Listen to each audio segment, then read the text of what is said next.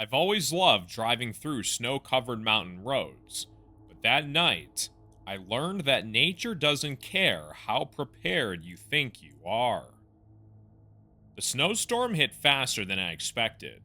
1 minute, the road ahead was clear, and the next, it was a swirling wall of whiteness. My phone buzzed, an emergency alert from the sheriff's department. Blizzard conditions, avoid travel. But it was too late for that. The storm worsened, and my headlights barely cut through the snow. Then I saw them, red and blue flashing lights up ahead. A patrol car was parked at an odd angle across the road, half buried in the snowdrift. I rolled to a stop and honked, but no one emerged. I stepped outside, instantly regretting it as the cold wind sliced through my face. The cruiser's driver's side door was ajar, and inside, the dashboard lights glowed faintly, casting eerie shadows over the empty seats. I called out, "Officer? Are you okay?" My voice was swallowed by the storm. Then I saw the footprints. They led away from the car into the forest. Bare footprints, despite the freezing cold. I hesitated. Every instinct screamed to get back in my car, but I couldn't ignore the possibility someone needed my help. Grabbing my flashlight, I followed the trail. The prints led deeper into the woods. The trees stood like silent sentinels, their branches heavy with snow. I kept telling myself that the officer might be injured or confused. But why no shoes? Why leave the warmth of the cruiser? Suddenly, the footprints stopped. No sign of struggle, no hint of where they'd gone. Just a blank expanse of snow. My flashlights flickered, and for a moment, I was plunged into complete darkness. And that's when I heard it. A faint, raspy voice whispered, "Help me." It came from nowhere and everywhere all at once. I spun around, the beam of my flashlight catching nothing but trees and falling snow. I turned back toward the car, panic bubbling in my chest. That's when I saw the figure, standing next to the police cruiser. It was shrouded in the storm, tall and unnaturally still. I couldn't make out its face, but its head was tilted, as if watching me. "Hey!" I shouted, but my voice cracked. The figure didn't move. Then, slowly, it raised an arm and pointed at me. My heart slammed in my chest as I stumbled backward, tripping over a root. When I looked up, the figure was gone. I scrambled to my feet and bolted for my car. As I climbed in and locked the doors, the storm seemed to intensify. The cruiser's lights had gone dark. I floored the gas pedal, skidding on the icy road, desperate to get away. When I reached the next town, I told the local sheriff everything. He looked at me, his face pale. "That stretch of road, there's been no patrol car there tonight," he said quietly. "But I saw it! The lights! The footprints!" "Son, 2 years ago, a deputy froze to death in his car during a blizzard. They found him with no shoes, claiming he had heard someone calling for help. You're not the first person to see him out there." I stood in complete shockness and was absolutely horrified. I never drove through the mountains ever again.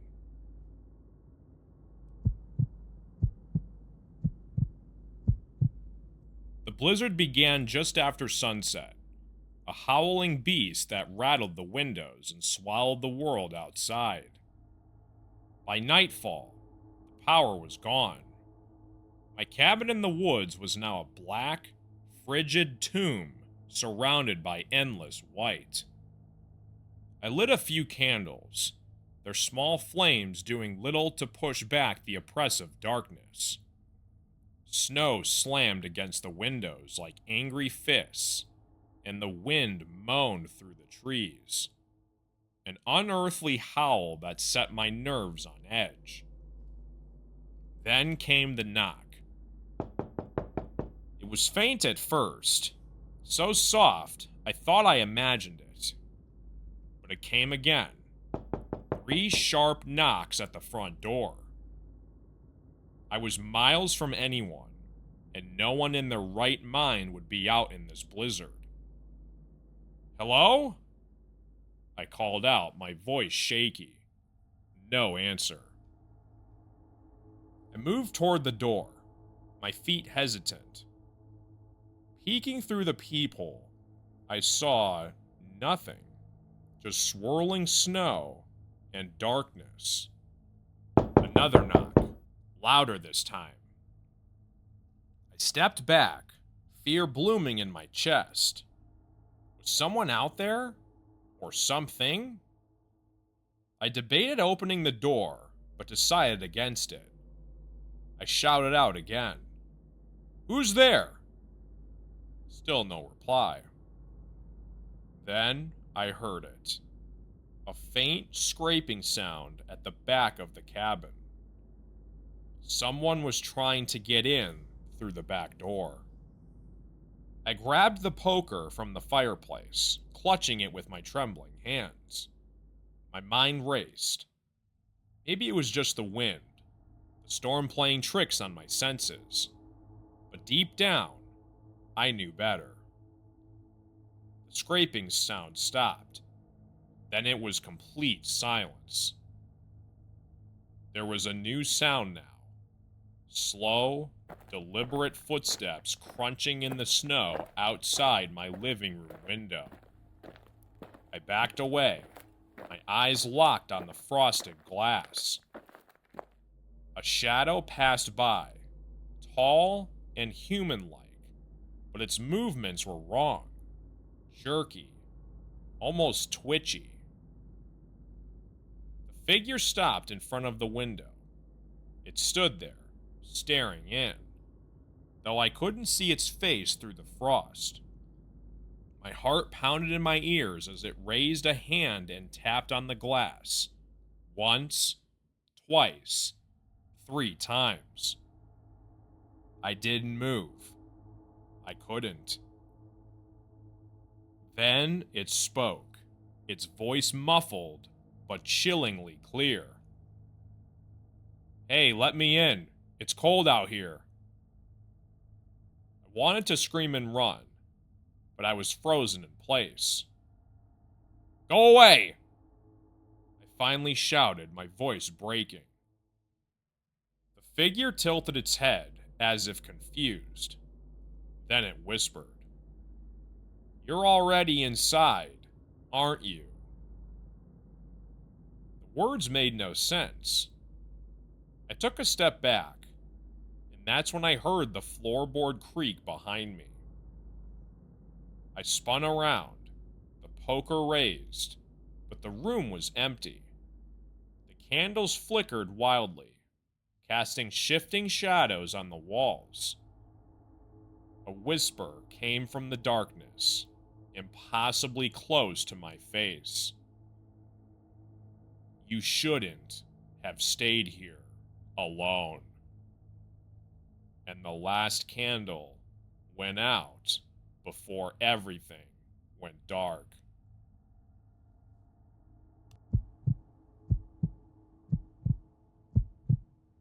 I always thought snowstorms were peaceful, quiet, almost magical.